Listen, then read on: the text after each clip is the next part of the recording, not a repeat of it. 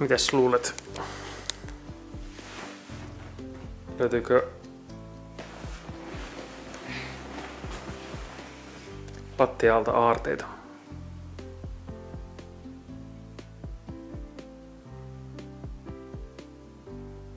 Kunhan ei löydy mitään ällöttävää, niin sitten on ihan ok.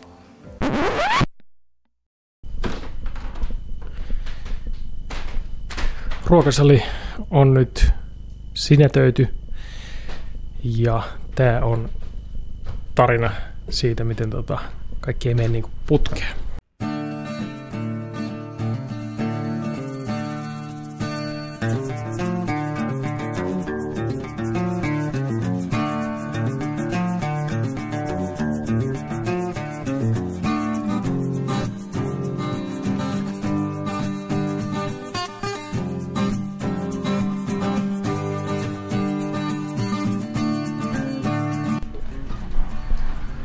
Täällä on oikein nami keli, mutta mä haluan näyttää nyt ikkunasta tonne, että miten täällä on mennyt.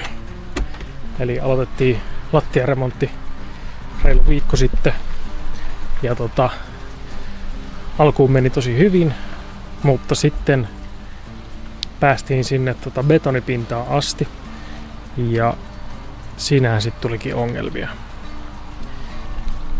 Eli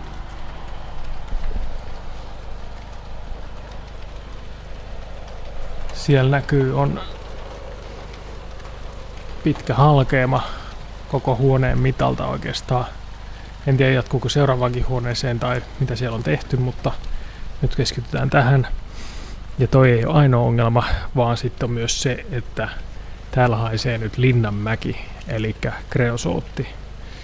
Ja se tarkoittaa sitä, että toi koko laatta pitää nyt purkaa pois. Ja näinhän ne hommat sitten leviää. Elikkä huomenna meillä tulee purkuryhmä, joka osastoi tämän huoneen kunnolla ja sitten purkavat tämän koko laatan ja sitten lähdetään valamaan uutta laattaa.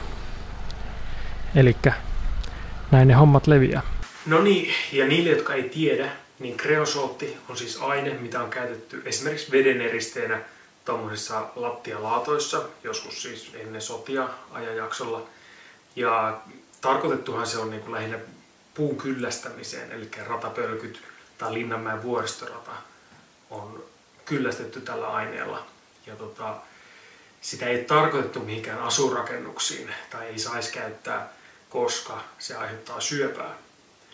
Kuinka paljon sille pitää altistua tai mikä se määrä on, että se aiheuttaa sulle syövän, niin on hyvin epämääräistä. Ei semmoista varmaan voikaan määrittää, mutta ei siinä oikein ole mitään semmoisia niinku turvarajoja. Siitä on vaan sanottu käytännössä se, että jos se haisee, niin se on poistettava.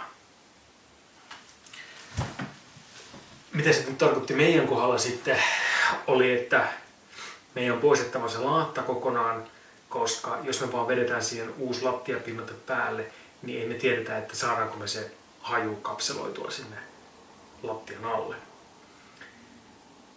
Ja sen takia tilattiin se purkuryhmä hoitamaan se purku. Tässä vaiheessa kuitenkin niin kuin mielessä pyöri kaiken näköistä, niin että saadaanko me se kokonaan poistettua se haju, tarttuuko se siellä niin kuin siihen huoneen muihin pintoihin, onko tämä edessä muissa huoneissakin koko alakerrassa, koko talon lattia tehty samalla tavalla. Se oli semmoinen niin kuin alkushokki, mikä oli vielä tuossa vaiheessa varmaan käynnissä, että kun ei tiennyt, että saako tästä vielä niin kuin terveellisen ja turvallisen kodin itselleen.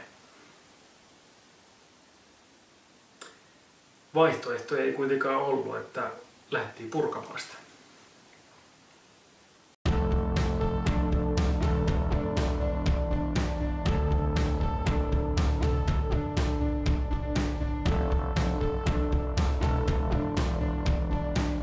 On 22. lokakuuta, melkein pari viikkoa siitä, kun saatiin betonilatta esiin ja tää homma levähti. Nyt on betonilatta siis purettu maanantaina. Siellä on vielä hajua. Sitähän oli siis noissa hirsissäkin. Ja jonkun verran tietysti jäi tonne myös kivijalkaan ja tossa maa-aineksessakin. Sitä on kai vähän. Tänään on tarkoitus lapioida sitä maa-ainesta vielä ulos.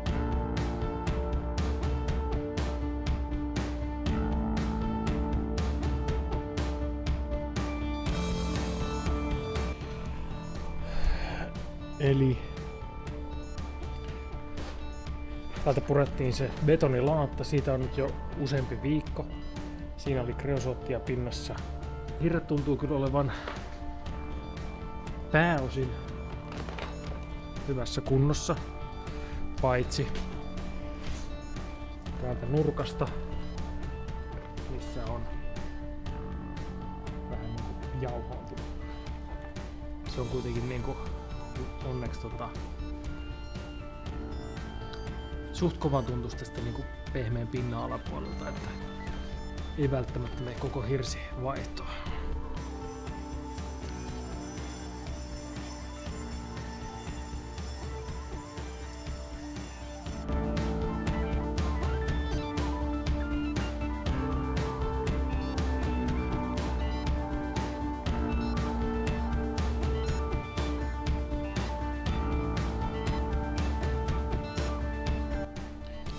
Vähän näyttää valosammalta nyt.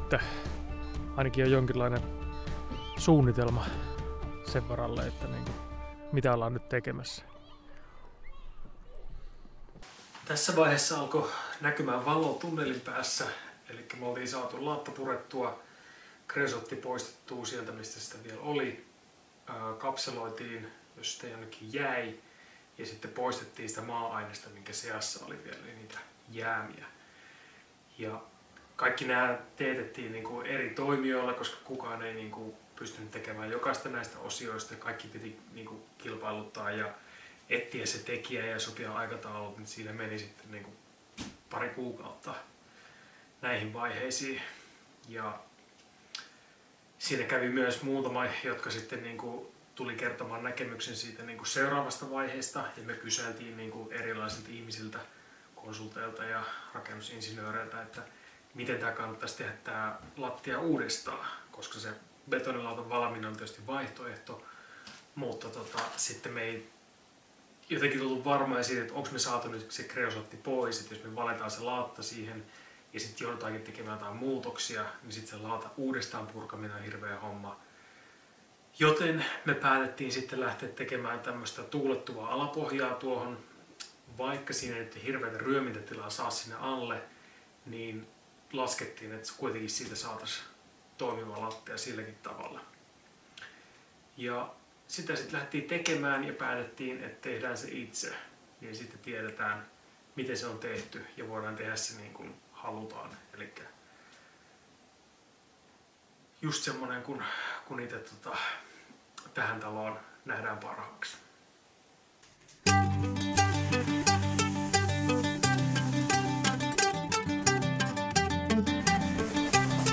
Ai. Taas jatkuu lauantai 10. joulukuuta. Ja nyt valitaan tätä tulisijan laattaa. Eli tämmöstä alustaa sitten, jos halutaan laittaa jonkinlainen kamina tai uuni tänne jossain vaiheessa, niin on sille tukeva alusta. Ja samaten noin sivuttaisvasat, mitkä tulee tuolta 4 ensimmäistä, niin ne tulee vähän niinku ton päälle myös. Pääasiallisesti tietysti näiden päällä ne lepää, mutta sitten niistä siivutetaan sen verran pois, että tähän tulee oikea korko silleen, että sitten ollaan samassa tasossa kuin tuolla. Eli semmonen pieni koolaus tehdään tavallaan niistä tämän päälle, jonka päälle tulee sitten lattialaudat. Tässä nyt laserilla katsotaan, että tääkin tulee suoraan. Oli 8 säkkiä varattu kuivabetonia ja piti lähettää Laura kauppaan ja ilmeisesti ehti viimeisellä minuutilla sinne ennen kuin meni kiinni, että ton verran pitäisi vielä sekoitella, että saa tän laatan suoraksi sitten. Vastoinkäymiset ei lopu. jatkettiin timanttiporausta tänään tuossa ensimmäistä reikää. Tänne tuli nyt toinen kaveri, joka yritti sitä porata. Tämä oli siis 3. yritys tänään. Ja siinä on päästy nyt selvästi yli puolivälin kyllä, mutta on mennyt tuntejakin kyllä tuohon yhteen reikään. Ensimmäisenä päivänä se totesi, että sillä on väärä terä. Ja sitten toisena päivänä se yritti sinnikkäästi useamman tunnin. Mutta sitten todettiin, että tarvitaan semmoinen puomisysteemi, millä saa väännettyä sitä niin kuin kovemmalla paineella. No sitten tänään se tuli, piti laittaa se puomisysteemi. Mutta sitten todettiin, että sitä ei saa tuohon kiveen, koska se on niin epätasainen.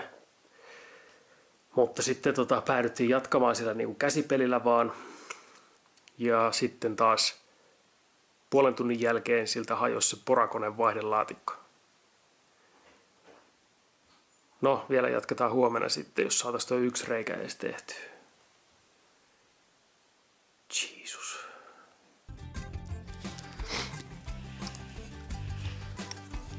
Ai. No nämä yksityiskohdat, mitkä vie vähän aikaa. Tuossa on siis lattia vasojen korko on oikeassa, eli tuo 8 tuuman lankku on nyt kohdallaan. Sen takana on pystypaakki, mihin se olisi tarkoitus saada kiinni, mutta siinä välissä jää lastulevy, mikä pitäisi varmaan ottaa tuo pari senttiä sen alareunasta pois. Sitten sen jälkeen on kynnys, minkä alapuolelta varmaan pitäisi mennä tällä vasalla. Eli siitä vasasta pitää ottaa sitten yläreunasta vähän pois. Jaha, sitten tulee konsultti.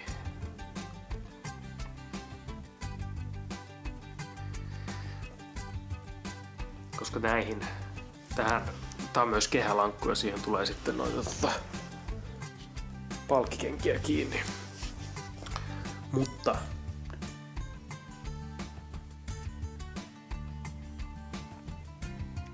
tuommoinen palkki pitäisi käydä saamassa oikein mittaiseksi, sitten alkaa sovittelemaan sitä tohon. Mutta sitten kun se on paikallaan, niin sen taaksehan jää tämmönen rako, mikä pitäisi saada tiivistettyä. Sinne pitää jotenkin vetää niinku ilmansulkupaperi näin, että sieltä ei vuoda mitään, koska tää on sitä ilmatilaa tässä alla. Mut sitten sinne pitäisi varmaan saada myös jotain eristettä pikkas, ettei kynnys ole sitten hirveä kylmä. Ja niin, minkä varaan se eristeen laittaa, sekin on vielä niinku vähän vaiheessa. A few moments later. Oi, no niin, päivän verran ratkottu ongelmaa, mutta nyt on ensinnäkin tää lankku on sovitettu tuohon kynnykseen. Eli siinä on lovi, mikä menee kynnyksen alle. Tuolta kipsilevystä otin sopivasti pois, että se lankusta ei tarvinnut tuolta päästä ottaa, vaan se mahtuu just sinne alle. Sitten tonne tuli täällä on noiden pellavahriveiden alla on lauta, joka jatkuu tuonne asti. Ja se kannattelee noita eristeitä ja siellä on ilmasulkupaperi sitten myös. Ja sitten pellavaa, joka se väliin työnnetty tilkkeiksi.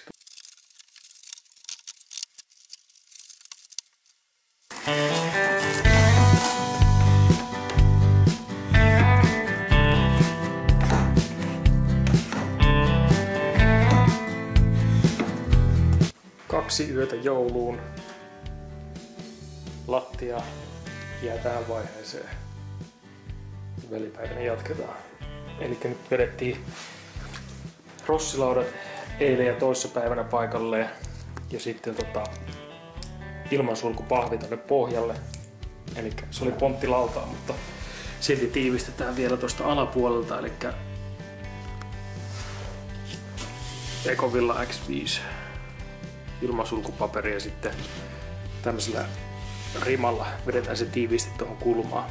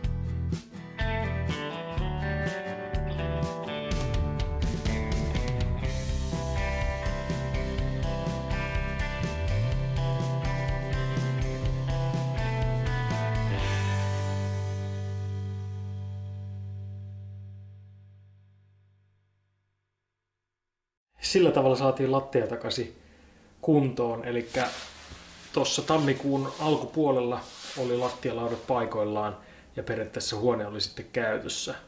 Eli siinä meni sitten se lokakuun alkupuolella, kun aloitettiin, niin 3 kuukautta, josta 2 kuukautta oli sitä purkua ja ihmettelyä ja sitten kuukauden päivät meni siinä rakentaessa. Nyt jälkikäteen katsottuna niin yllättävän nopeasti jopa, mutta eihän se sillä tehdessä sitten tuntunut, että se mitenkään nopeasti etenisi. Siinä oli niin kuin kyllä toivon hetkiä ja epätoivon hetkiä. Yksi semmoinen, mitä mä olin jo pitkään miettinyt, niin kuin ennen kuin me ostettiinkaan mitään taloa, mutta oli jo suunnitelmissa, että tullaan joskus ostamaan niin kuin vanha talo, mitä remppataan sitten, niin mulla oli jo semmoinen niin kuin kummallinen niin kuin haave siitä, että joku päivä me ollaan sitten semmoisessa epätoivon hetkessä, ei jakseta tehdä mitään ruokaa kotona, että lähdetään vaan jonnekin ulos syömään, ihan sama jonnekin huoltoasemalle, mikä vaan auki siinä vaiheessa. Ja sekin haave toteutui nyt sitten tämän rempan aikana. Vaikka onkin vähän kummallinen ehkä yksityiskohta, niin jostain sitä toivoa kuitenkin sitten aina löytyi tämänkin rempan aikana. Ja kyllähän se sitten kasvatti semmoista niinku toivoa siitä, että tästä kokonaisuudestakin saadaan vielä oikein mukava paikka asua. Seuraavalla videolla päästään sitten hiomaan esteettisiä asioita, eli lattia tullaan maalaamaan, katsotaan tehdäänkö seinille jotain tuolla huoneessa, ja sitten niin kuin tuossa taustalla näkyy, niin oviaukko on vähän levennetty, eli siihen tulee vähän semmoinen juhlavampi pari ovi sitten. Mutta se on seuraavalla videolla. Kiitos kun katsoit ja palataan taas.